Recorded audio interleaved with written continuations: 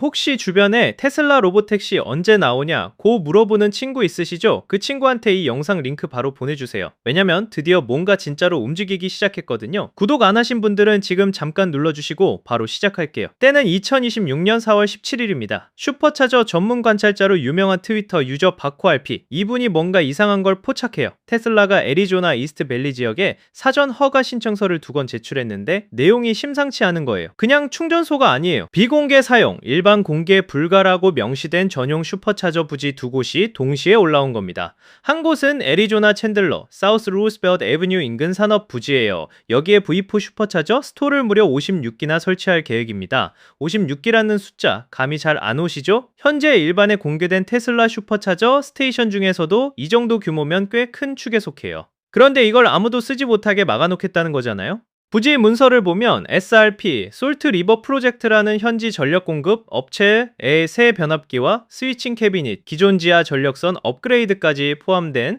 고용량 설비가 들어갑니다. 그냥 차 몇 대 꽂으려고 만드는 게 아니라 진짜 대규모 플릿 운영을 위한 인프라를 까는 거예요. 두 번째 부지는 메사시 5349이 메인 스트리트, 마찬가지로 산업지구에 위치하고 역시 비공개 전용 사용 지정입니다.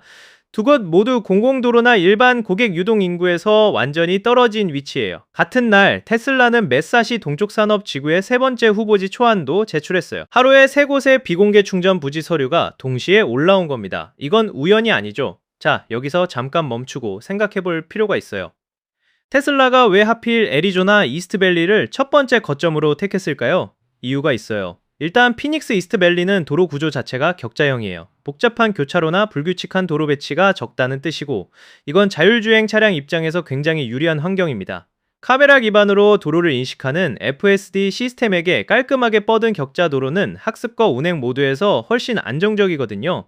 날씨도 빼놓을 수 없어요. 애리조나는 연중 햇빛이 강하고 비가 거의 안 옵니다. 자율주행 차량에게 기상 조건이 왜 중요하냐면 카메라 렌즈가 오염되거나 저하되는 속도가 환경에 따라 크게 달라지기 때문이에요. 맑고 건조한 날씨는 카메라 센서의 성능 저하를 최소화하고 데이터의 일관성을 유지하는 데 유리합니다. 그리고 또 하나, 애리조나는 자율주행 파일럿 프로그램에 오랫동안 우호적인 지역이에요. 웨이모가 피닉스 지역에서 자율주행 상업 서비스를 먼저 시작했던 것도 이 맥락이고요. 규제 환경 자체가 자율주행 기업에게 문을 열어놓은 곳입니다. 이번에 설치될 슈퍼차저의 종류가 V4라는 점도 눈여겨봐야 해요.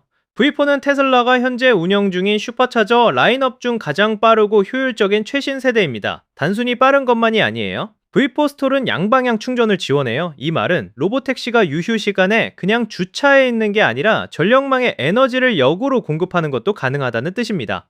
피크 타임이 끝나고 차들이 대기 중인 새벽 시간대에 배터리에 저장된 전력을 그리드에 대팔 수 있다면 이건 충전 인프라가 비용 센터가 아니라 수익 자산이 될 수도 있는 구조예요. 아직 가설이지만 테슬라가 이 방향을 실제로 고민하고 있다는 신호이기도 합니다. 비공개 전용 부지라는 것 자체도 운영 측면에서 중요한 의미가 있어요. 일반에 공개된 슈퍼차저 스테이션은 항상 일반 차량, 아이스카, 내연기관 차량이 슈퍼차저 자리를 맡고 세워두는 현상 문제, 훼손, 스케줄 충돌 같은 골치 아픈 변수들이 생깁니다. 로보택시 플릿 입장에서는 이게 치명적이에요. 차가 충전을 못하면 서비스 공백이 생기고 서비스 공백은 수익 손실로 이어지거든요. 비공개 전용 부지를 확보하면 충전 사이클을 완전히 최적화할 수 있고 차량 위생과 보안도 테슬라가 직접 관리할 수 있습니다. 고이용률 로보택시 운영에서 이건 선택이 아니라 필수 조건이에요.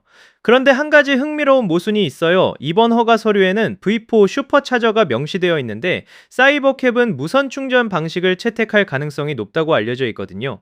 최근 애리조나에서 포착된 사이버캡 테스트 차량 영상에서도 특이한 충전 솔루션이 목격되어 화제가 됐어요. 그러면 왜 V4 유선 슈퍼차저를 짓는 걸까요? 해석이 몇 가지 가능한데 아직 개발 단계에서 유선 충전 병행 운용을 유지하는 것일 수도 있고 사이버캡 외 기존 FSD 차량들 모델 3, 모델 Y 같은 현행 라인업도 함께 활용하려는 플릿 구성을 고려한 것일 수도 있어요. 정확한 이유는 테슬라가 공식적으로 밝히지 않았습니다만 인프라를 먼저 깔아놓는다는 방향 자체는 명확합니다.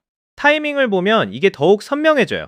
지금 테슬라는 비지도 FSD 하드웨어를 전차종에 순차적으로 탑재하는 중이고 사이버캡 양산 목표 시점도 가까워지고 있는 상황이에요. 역사적으로 라이드 헤일링 서비스 확장에서 병목이 된 건 항상 차량 숫자가 아니라 충전 인프라였어요. 충전소가 없으면 차가 아무리 많아도 굴릴 수가 없거든요. 테슬라가 차가 나오기 전에 충전 인프라를 먼저 구축하기 시작했다는 건 규제와 기술 양쪽 모두에서 실제 서비스 출시에 자신감이 생겼다는 신호로 읽을 수 있습니다. 태조 채널에서 전부터 말씀드렸지만 자율주행 서비스의 승부는 결국 단일 기술이 아니라 수직 통합 생태계에서 납니다.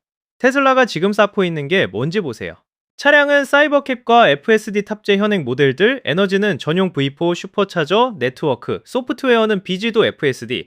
이 세 축이 하나의 시스템으로 맞물려 돌아가는 구조를 지금 현실에서 조립하고 있는 겁니다. 아직 이 모든 게 허가 신청 단계라는 건 분명히 말씀드려야 해요. 착공이 확정된 것도 아니고 운영 일정이 발표된 것도 아닙니다. 하지만 이런 사전 허가 서류들이 아무 맥락 없이 올라오는 경우는 없어요. 특히 하루에 세 곳이 동시에 모두 비공개 전용으로 모두 테슬라 자율주행 핵심 테스트 지역에 집중되어 나왔다는 건 단순한 탐색이 아닙니다. 앞으로 이 부지들이 실제로 공사에 들어가는지 사이버캡 실제 서비스 일정이 구체화되는지 계속 지켜봐야 할 것 같아요.